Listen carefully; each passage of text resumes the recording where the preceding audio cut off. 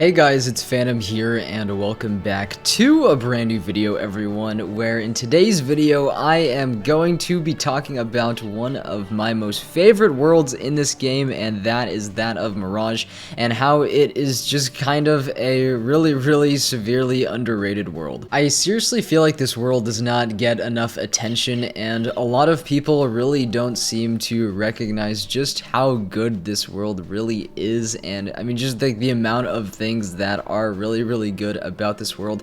Because, you know, when you kind of think about the third arc of this game as a whole, I feel like the first thing that comes to the forefront of a lot of people's minds is the world of Polaris, you know, the first world in the third arc, which granted is a really cool world, and I would definitely place it among, you know, the best worlds in this game, right? But I feel like that gets a lot of the attention, right? And that's kind of what people first think about. And then on the other side, right, on kind of the other side of the arc, you've got Imperia as well, which is like the big finale world where Grandmother Raven and Spider have just like their ultimate clash and hoedown, and it's all super duper epic. And then Mirage is just kind of stranded in the middle, you know, kind of forgotten by a lot of people. At least that's kind of what I have observed when people just kind of talk about the worlds in this game. Mirage just, it seems like it's nothing special. It's just a simple middle of the road world that you just kind of gotta get through if you're going to go ahead and move forward with the plot line of the third arc. But man, I am here to tell you that I really just don't share that opinion. I don't think that is true whatsoever.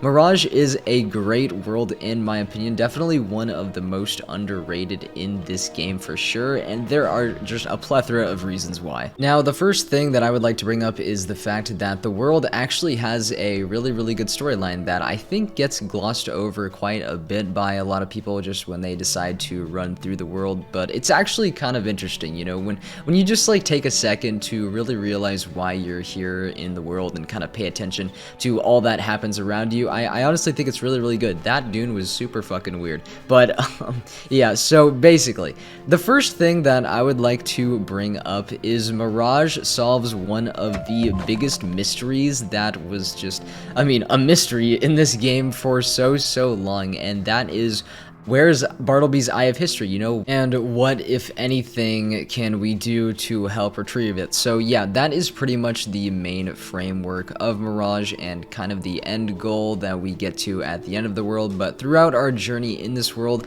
lots of fucking shit happens, man. I mean, seriously. So I believe the world like kind of starts off, or at least, you know, we kind of find out towards the start of the world that Xerxes and Irkalla have ties to the Eye of History, which of course leads us to track down Overlord Xerxes first, which kind of spirals into a whole plot line where we discover that he is actually, well, he's been resurrected, right? This kind of Overlord Xerxes character, he's been resurrected and he's trying to take over Mirage once again. So of course that leads to many more quests that kind of consist of uniting all of the cat houses against him, right? So he doesn't take over Mirage again, because that would be definitely really bad. And what I really do appreciate about all of the quests in this world is that they don't really feel like too much fluff. They don't really feel like filler content. It feels like when you're going through Mirage and doing all of the quests, you are doing things that are necessary. You're doing things that need to get done in order to solve a problem that needs to be solved.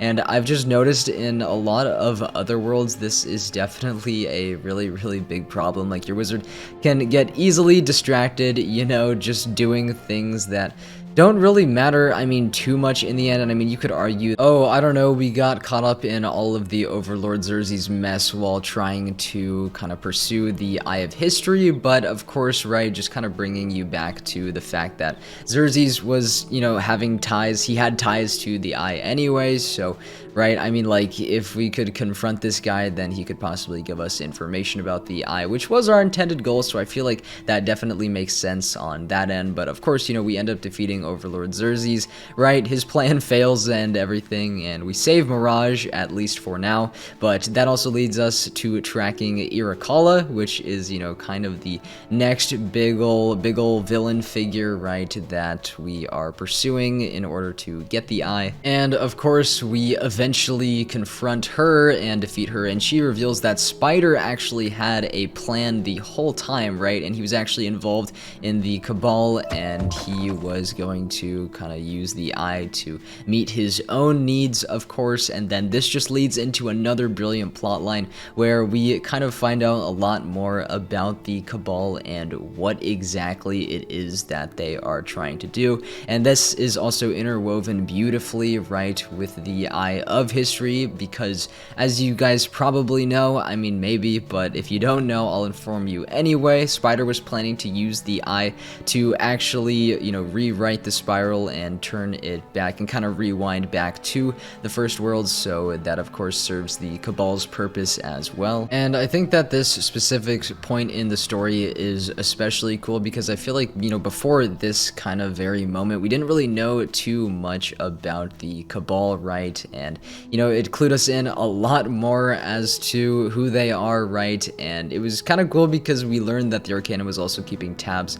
on us as well. So, you know, we were kind of turned against the Arcanum for a minute there because they didn't exactly trust us and maybe thought we were a Cabal agent or something like that. So, I don't know. It really, I thought it was really cool. Like, it seems like a really real thing that could definitely happen. So, I liked how they just kind of sprinkled little things like that right into the story to just make it overall more fleshed out and enjoyable. Not to mention, we also learned that Spider's heart is an essential part of the spiral, so if he dies, the whole spiral dies along with it. So, I mean, like, you have so many things, right? There's so many things that the wizard needs to think about, and of course, that just leads to us being torn between the decision of killing a man who is pure chaos, but is just also essential to the very essence of the spiral. I mean, it's absolutely genius. Alright, so I feel like I've been talking about Mirage's storyline for way too long already, and you guys are probably sick of it, so I'm gonna go ahead and move on to something else, and that is that the world of Mirage also has really unique,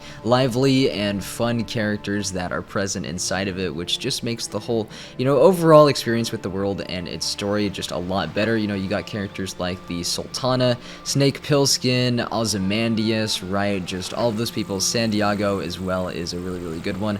And I mean, these are just like fun, really quirky characters that are just kind of nice to have in a story because I feel like they just really contribute to the world building aspect of a world as well and are just a cause for you to enjoy it much more, and I think Mirage just does a really good job with that. I would also like to mention Mirage's aesthetic as well and the overall theme of the world, which is kind of just like desert canyons pretty much. And I mean, I really wanted to come to Caterwall Canyons to just like showcase this in its entirety because I mean, just look at this area, man.